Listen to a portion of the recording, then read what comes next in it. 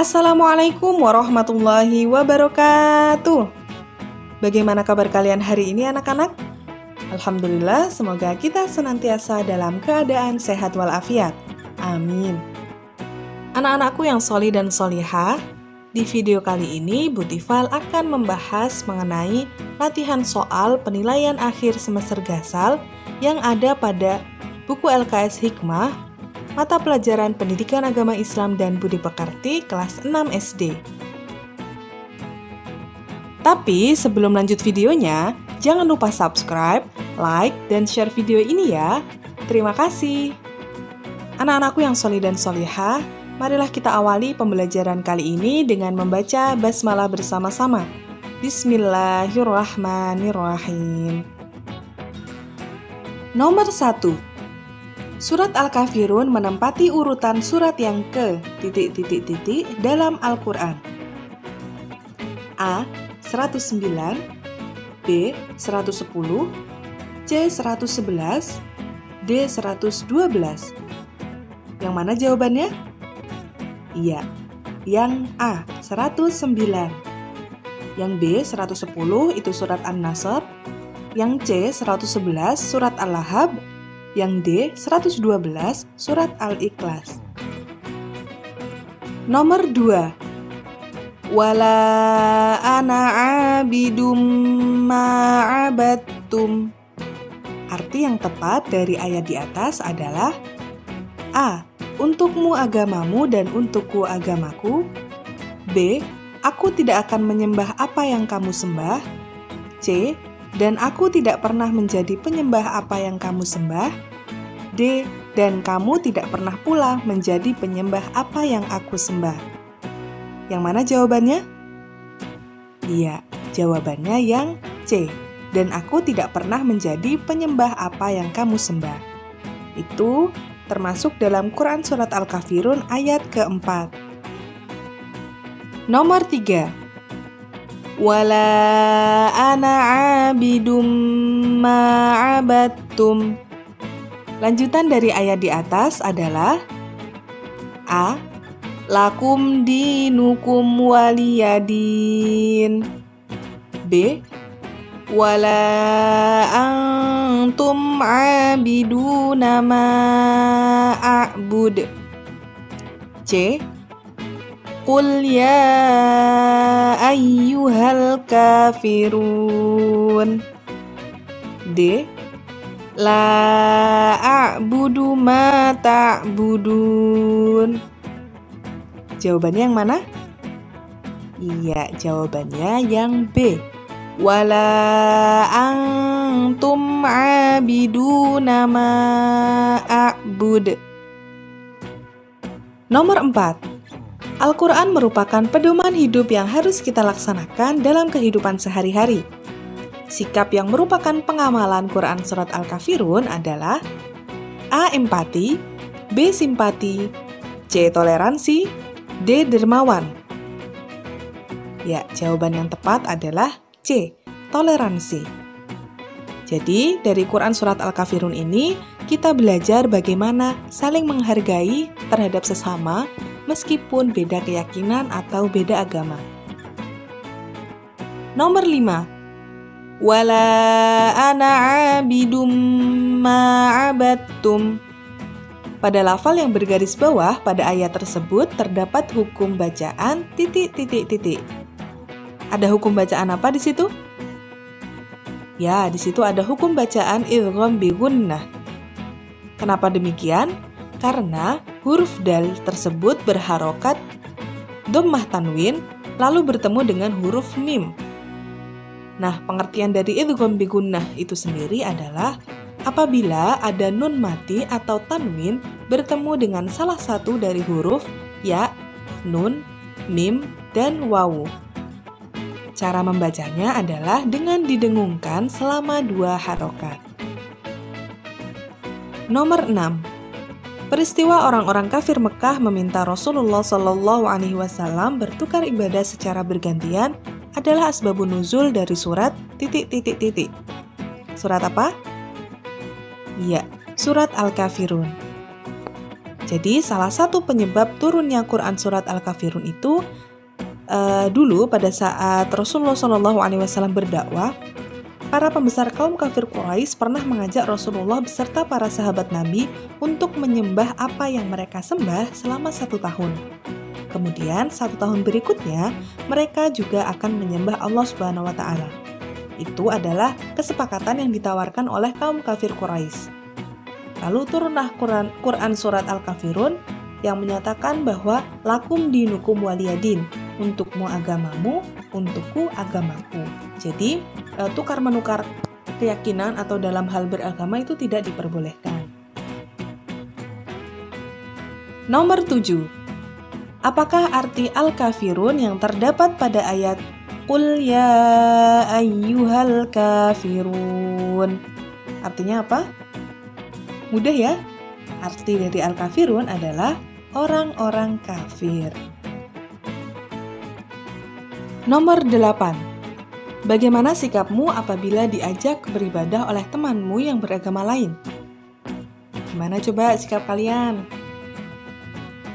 Iya, kalian harus menolak ajakan teman kalian itu. Kembali lagi ke Quran surat Al-Kafirun, lakum dinukum waliyadin, untukmu agamamu, untukku agamaku. Tapi gimana kalau teman kalian yang berbeda agama itu mengajak kalian bermain? Ya silahkan, asalkan tidak mempengaruhi keimanan kalian masing-masing. Nomor 9. Bagaimana sikap kita terhadap teman yang berbeda agama? Gimana sikapnya? Iya, kita tetap harus saling berbuat baik, saling sopan, santun, saling menghargai, tidak memaksakan kehendak kita masing-masing, terutama dalam hal agama. Dan yang paling penting, kita harus saling bertoleransi. Nomor 10. Peristiwa hancurnya alam semesta beserta isinya disebut dengan titik-titik-titik. A. Bencana alam. B. Gejala alam. C. Hari kiamat. D. Kematian. Sudah jelas ya? Jawabannya adalah C. Hari kiamat. Nomor 11. Pada hari kiamat, seluruh alam semesta hancur luluh dan semua makhluk di dalamnya akan mati. Iman kepada hari kiamat termasuk rukun iman yang ke A. 2, B. 3, C. 4, D. 5. Ya, jawabannya adalah D. 5. Iman kepada hari kiamat termasuk rukun iman yang ke-5. Rukun iman ada berapa? Ada 6. Rukun iman yang pertama adalah iman kepada Allah. Rukun iman yang kedua, iman kepada malaikat. Iman yang ketiga, iman kepada kitab. Rukun iman yang keempat, iman kepada nabi dan rasul. Rukun iman yang kelima, iman kepada hari kiamat. Dan rukun iman yang keenam adalah iman kepada qadha dan qadar. Nomor 12. Dengan meyakini akan terjadinya hari akhir, terdapat banyak hikmah yang bisa kita rasakan. Berikut ini yang merupakan hikmah beriman pada hari akhir adalah dengan meningkatkan A. Kepercayaan, B. Ketakwaan, C. Kehusukan, D. Ketertiban.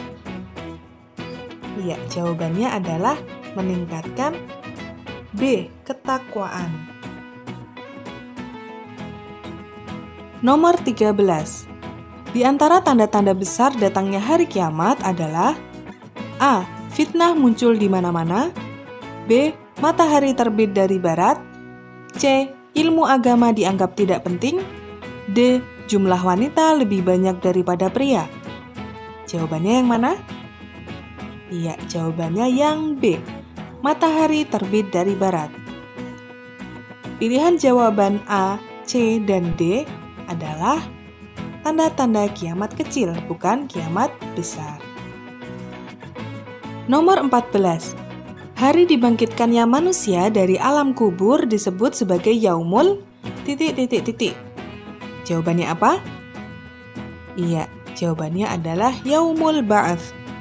yang artinya hari kebangkitan manusia dari alam barzah atau alam kubur. Nomor 15. Peristiwa hari kiamat telah disebutkan di dalam Al-Quran surat ... Surat apa, ada yang tahu? Ya, surat Al-Zalzalah ayat 1-5 dan Quran surat Al-Qari'ah ayat 1-5. Dalam Quran surat Al-Zalzalah ayat 1-5 dijelaskan peristiwa terjadinya hari kiamat dimulai dengan datangnya gempa yang sangat dahsyat. Dan dalam Quran surat Al-Qari'ah ayat 1-5 dijelaskan keadaan manusia bagaikan anai-anai atau kunang-kunang yang bertebaran dan gunung-gunung bagaikan bulu yang dihambur-hamburkan. Nomor 16. Apakah arti dari kiamat kubro? Apa artinya? Iya, kiamat kubro atau kiamat besar adalah peristiwa hancurnya seluruh alam semesta beserta isinya, serta kematian semua makhluk hidup yang ada di dunia ini. Nomor 17. Siapakah malaikat yang bertugas meniup sangkakala sebagai tanda datangnya hari kiamat? Siapa malaikatnya? Ya, malaikat yang bertugas meniup sangkakala adalah malaikat Israfil. Nomor 18. Mengapa datangnya hari kiamat dirahasiakan oleh Allah Subhanahu wa Ta'ala? Ya, salah satu alasan mengapa Allah Subhanahu wa Ta'ala merahasiakan kapan terjadinya hari kiamat adalah untuk menjaga agar manusia senantiasa taat kepada Allah Subhanahu wa Ta'ala dengan menjalankan perintahnya dan menjauhi larangannya. Coba bayangkan, misal terjadinya hari kiamat sudah ditentukan waktunya. Misalkan, hari kiamat terjadi 100 tahun yang akan datang. Maka pada saat ini kita akan santai-santai dan berleha-leha dalam beribadah kepada Allah. Karena kita merasa bahwa kiamat masih 100 hari lagi, 100 tahun lagi gitu. Nanti mendekati 1 tahun menuju kiamat, kita semua akan berlomba-lomba beribadah kepada Allah. Seperti itu. Jadi tidak ada rasa semangat dalam beribadah kepada Allah. Baik anak-anakku yang sholih dan sholihah, sampai nomor 18 dulu ya pembahasan kita kali ini. Insya Allah nomor 19 dan seterusnya akan kita bahas di video selanjutnya. Marilah kita akhiri pembelajaran kali ini dengan membaca hamdalah bersama-sama. Alhamdulillahirabbil alamin. Wassalamualaikum warahmatullahi wabarakatuh.